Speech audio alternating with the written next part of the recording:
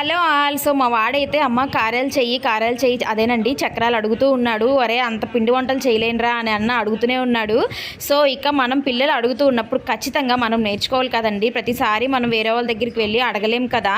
చిన్నవి మనం ఇలా నేర్చుకుంటూ ఉంటే అవే వస్తాయిలే అనేసి నేనైతే అనుకుంటూ ట్రై చేయడం మొదలు పెడుతున్నాను అనమాట. ఇప్పుడే పిండి వంటలు. ఇక్కడైతే నేను 1/2 kg బియ్య పిండికి 1/4 kg శనగపిండి వేసి కలుపుకున్నానండి.